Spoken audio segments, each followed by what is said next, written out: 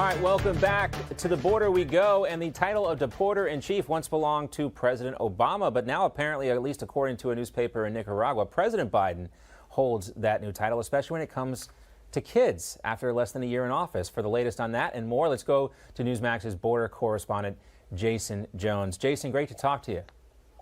Hey, it's good to be with you. Yeah, I know you got some new video and some new information as well, but I wanted to get your take on the story that I actually saw because there is a progressive group on Twitter that is not a fan of Joe Biden or his border policies. They actually think he is too strict.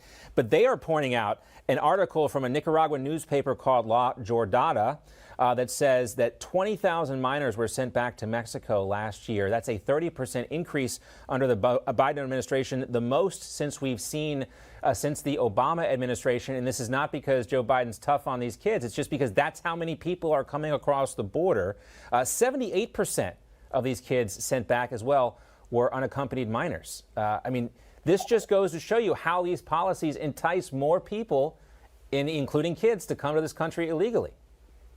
It's well said, and you're absolutely right. We have to remember in fiscal year 21, there was 1.7 million apprehensions at the southwest border. And then when it comes to unaccompanied alien children specifically, 146,000 in that 1 year. And when you throw out those numbers, it's one thing, but I've been the guy that's on that border when these children are crossing and there's no one with them, and they've been in these stash houses with these cartels, and throw out a number like 146,000. Yeah. It makes you realize the level of failure of the Biden administration's policies, last year, something we'd never seen before. Well, let's talk about what you've been seeing most recently down there on the border, Jason. What's going on?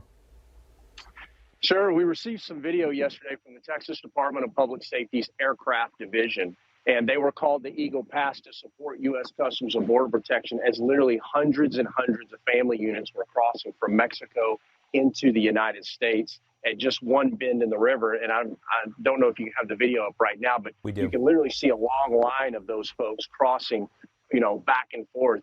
And the reason that aircraft was called is not for them specifically. You have to remember, what you're seeing are just family units. These are controlled cartel operations, specifically Cartel del Noreste, also known as the Los Zetas, one of the most hyper-violent cartels in Mexico. But that helicopter comes in because what it does is it stops crimes against the state. Remember, upriver and downriver is when the cartel then moves all the runners. Those are people who can't claim asylum or credible fear, the drugs, along with high values. It's become Texas's responsibility to enforce the border. The Biden administration doesn't want to do that, and we see the devastating consequences, every single day. Great to see you, Jason Jones. Thanks for being down there and all that reporting you do on the border. We appreciate it. Yeah, it's good to be with you. Thanks for having me. All right, always a pleasure.